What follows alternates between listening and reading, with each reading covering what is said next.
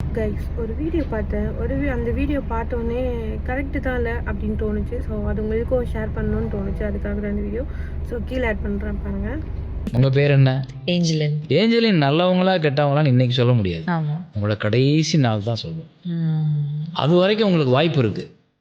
நீங்கள் உங்களை மாற்றிக்கலாம், அந்த பக்கங்களை மாற்றி எழுதிடலாம். ரைட்? அப்போ நான் இன்றைக்கி ஜட்ஜ் பண்ணக்கூடாது யாரையும். அப்போ கடைசி வரைக்கும் வெயிட் பண்ணணும். கரெக்டு தான் இல்லை, யாருமே நம்ம இவங்களை பார்த்துட்டு இவங்க நல்லவங்க அவங்க கெட்டவங்க அப்படின்னு நம்மளால ஜட்ஜ் பண்ண முடியாது. அவங்களோட கடைசி நாள் டெத் ஆகிட்டு இருப்பாங்கல்ல, அப்போ தான் நம்மளால ஜட்ஜ் பண்ண முடியும். இவங்க இதை பண்ணியிருக்காங்க, இவங்க நல்லவங்க, இவங்க இதை பண்ணியிருக்காங்க, இது கெட்டவங்க அப்படின்னு ஜட்ஜ் பண்ண முடியும்ல.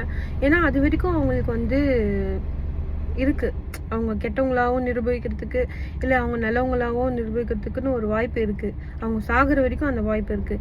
ஸோ இதை பார்த்து தான் எனக்கு ஆமாம்ல, ஒருத்தவங்களை பார்த்து நம்ம உடனே எப்படி ஈஸியாக ஜட்ஜ் பண்ணுறோம், இவங்க நல்லவங்களா கெட்டவங்களா அப்படின்னு சொல்லிட்டு அப்படி ஜட்ஜ்மெண்ட் பண்ணக்கூடாது அப்படின்னு இதிலேருந்து நான் கற்றுக்கிட்டேன். ஸோ நீங்களும் கற்றுக்கோங்க. யாருமே இவங்களை பார்த்துட்டு நல்லவங்க கெட்டவங்க அப்படின்னு இது பண்ணாதீங்க. இப்போ நல்லது பண்ணுறாங்க அப்படின்னா அவங்களும் கெட்டது பண்ணுறதுக்கும் நிறைய வாய்ப்பு இருக்குது.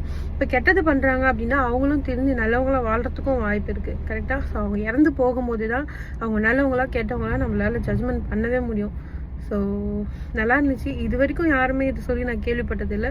ஃபர்ஸ்ட் டைம் இவர் சொல்லும்போது எனக்கு ஓகே, இனிமேல் யாருமே நம்மளால ஜட்ஜ்மெண்ட் பண்ணக்கூடாது, இவங்க நல்லவங்க கெட்டவங்க அப்படின்னு தோணுச்சு. ஸோ உங்களுக்கும் ஷேர் பண்ணணும்னு தோணுச்சு. அதுக்காக தான்.